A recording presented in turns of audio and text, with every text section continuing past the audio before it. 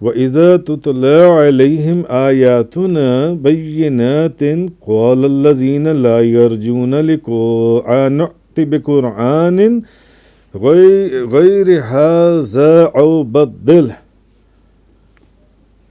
اور جب ان پر ہماری روشن آیتوں کی تلاوت کی جاتی ہے تو جن لوگوں کو ہمارے سامنے حاضر ہونے کی توقع نہیں ہے تو وہ کہتے ہیں کہ اس کے علاوہ کوئی اور قرآن لاؤ۔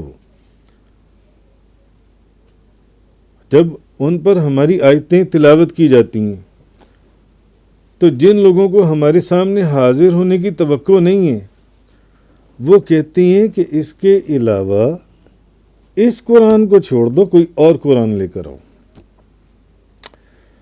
اور اگر کوئی اور نہیں لانا تو پھر اس کو تبدیل کر دو، اسی قرآن کو تبدیل کر دو۔ قل، آپ فرمائیے، آپ کہیے، ما یکون لی ان ابدلہ من تلقاء نفسی، آپ کہیے کہ اس کو تبدیل کرنا میرے اختیار میں نہیں ہے، میں تو صرف اس چیز کی پیروی کرتا ہوں جس کی میری طرف وحی کی جاتی ہے۔ ان اتبع الا ما یوحی الی، میں صرف اس چیز کی پیروی کرتا ہوں جس کی میری طرف وحی کی جاتی ہے۔ انی اخاف ان عصیت ربی عذاب یوم عظیم، اگر میں اپنے رب کی نافرمانی کروں تو میں عظیم دن کے عذاب سے ڈرتا ہوں۔ آیت نمبر 15۔ اب کہا یہ جا رہا ہے، اب یہ اعتراض کرنے والے کون تھے؟ مشرکین مکہ، اور ان میں کئی لوگوں کے نام آئے ہیں، مثلا عبداللہ بن ابی، ولید بن مغیرہ اور کچھ لوگ جن سے ہیں۔ یعنی اب اس آیت میں یہ کہا گیا کہ اور جب ان پر ہماری آیتوں کی تلاوت کی جاتی ہے تو وہ کہتے ہیں کہ ہمارے پاس کوئی اور قرآن پاک لے کر آؤ نبی کریم صلی اللہ علیہ وسلم کو، اور اگر کوئی اور قرآن نہیں نہ لا سکتے تو پھر اس قرآن کو تبدیل کر دو۔ ہم آپ کو کہتے ہیں آپ اس کو تبدیل کر دو، تو اللہ پاک فرما رہا ہے کہ آپ ان کو بتائیں کہ اس کو تبدیل کرنا میرے اختیار میں نہیں ہے، اور یہ بات کہنا کہ اس کو تبدیل کرنا میرے اختیار میں نہیں ہے، یہ بات بذات خود آپ کی نبوت اور رسالت اور قرآن کے حق اور سچ ہونے کی دلیل ہے۔ اچھا، تو آپ فرمائیں کہ میں تو صرف اس چیز کی پیروی کرتا ہوں جس کی میری طرف وحی کی جاتی ہے، تو اگر میں اپنے رب کی نافرمانی کروں تو میں اس عظیم دن کے عذاب سے ڈرتا ہوں۔ تو اب جنہوں نے نبی کریم صلی اللہ علیہ وسلم سے یہ کہا کہ اگر آپ یہ چاہتے ہیں کہ ہم آپ پر ایمان لے آئیں، اب وہ کچھ لوگ تھے جن میں سے چند ایک کے نام میں نے آپ کو بتائے، اگر آپ یہ چاہتے ہیں کہ ہم آپ کے اوپر ایمان لے آئیں تو پھر ایک شرط ہے، آپ اس قرآن کے علاوہ کوئی اور قرآن لے کر آئیں جس میں ہمارے جو بت ہیں، لات، عزا اور منات وغیرہ، ان کی عبادت سے ہمیں روکا نہ گیا ہو، کیونکہ یہ جو قرآن ہے نا یہ ہمیں ان بتوں کی عبادت سے روکتا ہے۔ آپ کوئی وہ ایسا قرآن لے کر آئیں جس میں ہمیں ان بتوں کی عبادت سے روکا نہ گیا ہو اور نہ ہمارے بتوں کی مذمت کی گئی ہو، ہمارے بتوں کو برا بھلا کہا گیا ہو، کوئی ایسا قرآن لے کر آئیں۔ اور اگر آپ کا جو اللہ ہے وہ ایسی آیتوں کو نازل نہیں کرتا تو پھر ہم آپ کو طریقہ بتاتے ہیں، آپ اس کے اندر تبدیل کر کے خود سے آیتیں بنا لیں، آپ خود سے آیتیں بنا لیں، اس قرآن کو بدل ڈالیں، اس قرآن کو بدل ڈالیں جان سے، تب تو ہم آپ کے اوپر ایمان لے آئیں گے۔ ہماری شرط یہ ہے کہ یا تو آپ قرآن کوئی اور لے کر آئیں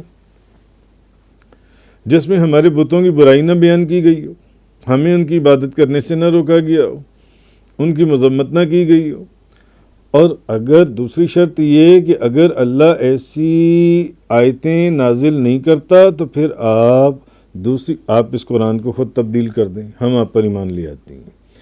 آپ اس قرآن کو تبدیل کر دیں جون سے، اور آپ ایسا کریں کہ عذاب کی آیتوں کو رحمتوں کی آیتوں سے تبدیل کر دیں. آپ ایسا کر دیں، اور حرام کی جگہ حلال کر دیں اور حلال کی جگہ حرام کر دیں. یعنی ان کے وہ تو گندے کاموں میں ملوث تھے، گندے اور غلیظ کاموں میں. تو جو ہمارے جو گندے اور غلیظ کام ہیں ان کو، جو حرام ہیں، آپ ان کو حلال کر دیں. تو جو ہمارے نزدیک جو حلال چیزیں ہیں اور آپ کے نزدیک حرام ہیں، آپ ان کو جون سے حلال کر دیں وہاں پر جون سے، تب تو ہم آپ پر لے آتے ہیں. اس صورت میں اللہ تعالیٰ نے ارشاد فرمایا کہ اے محمد صلی اللہ علیہ وسلم، آپ فرما دیں ان کو کہ اس قرآن کو بدلنا میرے اختیار میں نہیں ہے. یہ جو آیت میں نے آپ کے سامنے تلاوت کی، اس قرآن کو بدلنا میرے اختیار میں نہیں ہے. میں تو صرف اس چیز کی پیروی کرتا ہوں جس کا مجھے حکم دیا جاتا ہے، جو مجھ پر وحی نازل ہوتی ہے، اور میں جو وحی نازل ہوتی ہے میں اسی کے مطابق آگے حکم کر دیتا ہوں. تو یہ چیز یہ کسی کے اختیار میں نہیں ہے جون سے، یہ چیز ایسے نہیں ہے. تو اصل چیز اس میں یہ فرمائے گی. تو میں قرآن مجید کے پہنچانے اور اس کی تلاوت کرنے میں وحی کی اتباع کرتا ہوں، وحی کی، اور اپنی طرف سے میں اس قرآن کے اندر کوئی کمی بیشی نہیں کر سکتا اور نہ کوئی تبدیلی کر سکتا ہوں، اور نہ میرے پاس یہ اختیار ہے. کیوں نہیں سمجھتے اس بات کو جون سے؟ اب یہ بات بذات خود، یہ جو اس آیت کے اندر فرمایا گیا کہ آپ کہیے کہ اس کو تبدیل کرنا میرے اختیار میں نہیں ہے، یہ چیز بذات خود آپ کی نبوت کی صداقت کی دلیل ہے، قرآن کے حق اور سچ ہونے کی دلیل ہے یہ چیز جون سی ہے. اچھا، اب آگے یہ فرمایا گیا آیت نمبر 16، قُلْ لَوْ شَاءَ اللَّهُ مَا تَلَوْتُهُ عَلَيْكُمْ وَلَا أَدْرَاكُمْ بِهِ فَقَدْ لَبِثْتُ فِيكُمْ عُمُرًا مِّن قَبْلِهِ أَفَلَا تَعْقِلُونَ. آیت نمبر 16. آپ کہیے کہ اگر اللہ چاہتا تو میں تم پر اس قرآن کی تلاوت نہ کرتا اور نہ تم کو اس کی اطلاع دیتا. پھر بے شک اس یعنی نزول قرآن سے پہلے تمہیں نہیں پتا، یعنی سمجھایا جا رہا ہے اس نزول قرآن سے پہلے میں تو تمہارے اندر عمر کا ایک حصہ گزار چکا ہوں. کیا تم یہ نہیں سمجھتے؟ یعنی تم ابھی بھی نہیں سمجھتے میں نے تو تمہارے اندر ساری زندگی گزاری ہے، تمہیں نہیں پتا؟ ابھی بھی تم یہ کیسی بے وقوفوں والی باتیں کرنے لگے ہوئی ہو جن سی ہے. کہا یہ جا رہا ہے کہ اگر اللہ چاہتا تو مجھے تمہاری طرف رسول بنا کر نہ بھیجتا اور میں تمہارے اوپر قرآن پاک کی تلاوت ہی نہ کرتا. یعنی یہ آپ کی رسالت کی دلیل ہے کہ آپ حق اور سچ اور آپ کی نبوت کی صداقت ہے. تو میں تو تم پر قرآن کی تلاوت ہی نہ کرتا اگر اللہ مجھے رسول بنا کر نہ بھیجتا، اور نہ میں تمہیں اللہ کے متعلق کوئی خبر دیتا. تو اصل میں کافروں اور مشرکوں کے اس خیال کا رد ہے کہ یہ جو کافر اور مشرک کہا کرتے تھے کہ یہ قرآن محمد صلی اللہ علیہ وسلم انہوں نے خود گھڑا ہے، یہ گھڑا ہوا قرآن ہے جو ان سے. یہ علیحدہ بات ہے کہ اس سے پہلے ان کافروں اور مشرکوں کو یہی تو بات کئی دفعہ کہی گئی کہ اگر یہ آپ نے فرمایا اللہ کی وحی کا ان کے سامنے تلاوت کی کہ اگر یہ میں نے گھڑا ہے تو لاؤ پھر تم بھی یہ گھڑ کے لے آؤ، اور سارا نہیں گھڑ سکتے تو ایک سورت ہی گھڑ کے لے آؤ، وہ بھی نہیں گھڑ سکتے تو ایک آیت ہی گھڑ کے لے آؤ. اس کا مطلب ہے کہ یہ میں نے گھڑا نہیں ہے، یہ اللہ کا کلام ہے. تو اور اگر اللہ نہ چاہتا تو وہ مجھے رسول بنا کر نہ بھیجتا اور نہ میں تم پر قرآن کی تلاوت کرتا، نہ میں تمہیں اللہ کے متعلق کوئی خبر دیتا جو ان سے. تو چونکہ کافر اور مشرک جو ان سے ہیں وہ یہ سمجھتے تھے. تو اب فرمایا یہ جا رہا ہے کہ مشرکین مکہ جو ہیں، کافر مشرک جو ہیں، وہ تم نے تو میری ساری زندگی کو دیکھا ہے، تمہیں تو میرے سارے احوال معلوم ہیں، تم نے میری ساری زندگی کا اٹھنا بیٹھنا نشست و برخاست، میں تو تمہارے اندر رہا ہوں، مکہ کے اندر، اور تم جانتے ہو کہ میں نے تو کسی کتاب کا بھی مطالعہ نہیں کیا کہ میری کوئی بہت بڑی لائبریری ہو اور تم نے کہا ہو کہ یہ ساری کتابیں آپ نے وہاں سے پڑھنے کے بعد اس قرآن کو گھڑا ہے۔ میں نے تو کوئی کتاب بھی نہیں پڑھی جون سی ہے، اور تم تو یہ بھی جانتے ہو کہ میں نے تو کسی استاد سے علم بھی نہیں حاصل کیا کہ میں نے مکہ میں کوئی میرا استاد ہو اور میں نے اس سے علم حاصل کیا اور میں نے یہ کتاب گھڑ لی ہو جون سی ہے، نہیں۔ تو کیا پھر اس کے علاوہ تم نے 40 سال کی میری زندگی بھی دیکھی ہے جون سی ہے، اور 40 سال کی زندگی کے بعد جب تم جانتے ہو کہ نہ تو میں نے کسی استاد سے پڑھا، نہ میری کوئی لائبریری ہے، نہ میرے پاس کوئی کتابیں، ایک عظیم کتاب میں نے تمہارے سامنے رکھ دی جس میں اولین و آخرین کی ساری خبریں موجود ہیں، ساری خبریں موجود ہیں، کہ جس کتاب کے سامنے تمام علماء فصاحت اور اس کی بلاغت کے اندر اس کا کوئی جواب نہیں دے سکتے جن سے، اس کی ایک آیت کی نظیر لانے کا سوچ نہیں سکتے، اسی لیے آج تک کوئی لا بھی نہیں سکا جن سے۔ تو عقل سے سوچو، تم کیا بات کر رہے ہو کہ یہ کلام کسی اور کا ہے، یہ کلام اس وحدہ لا شریک کا ہے، یہ کلام اس کا ہے جس نے مجھے رسول بنا کر بھیجا ہے۔ اس چیز کو سمجھو۔ میں نے 40 سال کی زندگی تمہارے اندر گزاری ہے، تمہیں نہیں معلوم، تم مجھے دیکھتے رہے ہو جن سے ساری زندگی، تم میرے سچ کی گواہی دیتے تھے، تم میری امانت کی گواہی دیتے تھے، تو تم جانتے ہو، نہ میں نے کہیں سے پڑھا نہ میں نے کہیں سے لکھا، تو پھر میں تمہارے پاس ایک ایسا کلام لے آیا کہ جس کی نظیر ایک لائن کی کوئی نظیر لانے کے قابل ہی نہیں ہے جن سے، تو سمجھ لو کہ یہ وحی الہی ہے، یہ اللہ کی وحی ہے، یہ اللہ کا کلام ہے۔ کیا تم مجھ سے یہ توقع رکھتے ہو کہ میں اللہ کی نافرمانی کروں گا، کہ میں کوئی اپنی طرف سے کوئی قرآن گھڑ کے تمہارے سامنے بنا کے رکھ دوں کہ یہ میرا کلام ہے اور کہوں کہ یہ خدا کا کلام ہے؟ نہیں، تم تو میری سچائی کی، میری امانت کی تم ہی لوگ تو گواہیاں دیتے تھے، تو پھر میں کیسے کہہ سکتا ہوں کہ یہ قرآن جو ان سے نہیں، یہ ایسا نہیں ہے؟ تو میں اللہ تعالیٰ کی نافرمانی کروں گا یا اس کے کلام کو بدل ڈالوں گا؟ تم ابھی تک اس بات کو بھی نہیں سمجھ سکے۔ اصل چیز یہ فرمائی گئی، آگے فرمایا گیا آیت نمبر 17، فمن اظلم ممن افترى على الله كذبا او كذب بآياته انه لا يفلح المجرمون۔ بس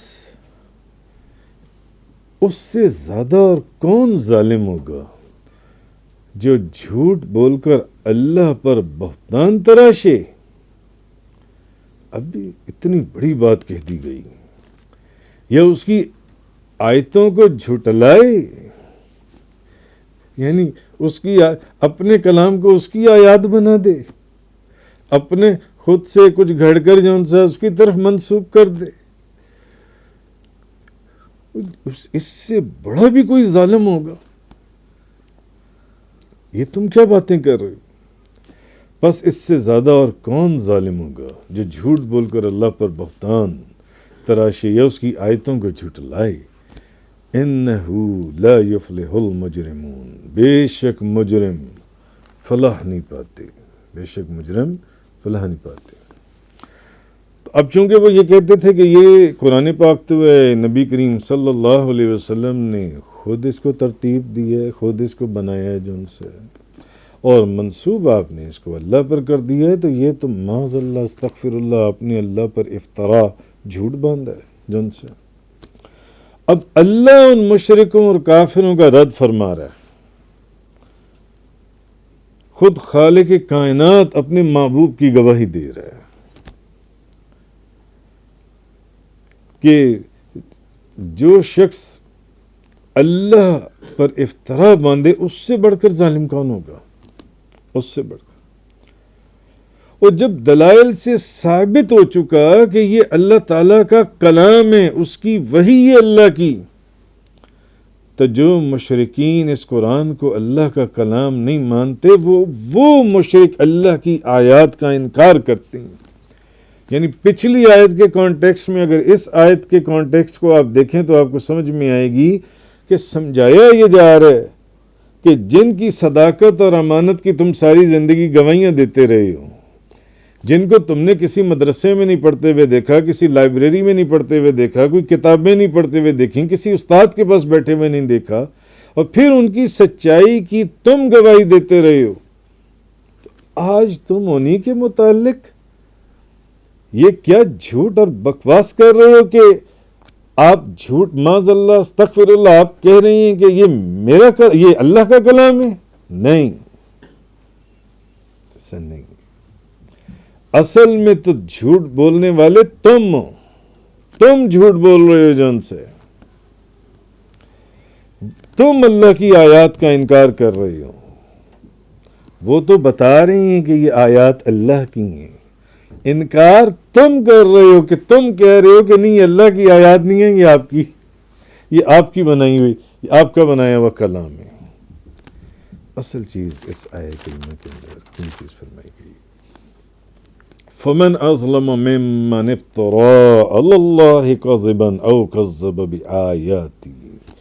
بس اس سے زیادہ کون ظالم ہوگا جو جھوٹ بول کر اللہ پر بہتان تراشے یا اس کی آیتوں کو جھٹلائے. انه لا يفلح المجرمون. بے شک مجرم فلاح نہیں پاتے.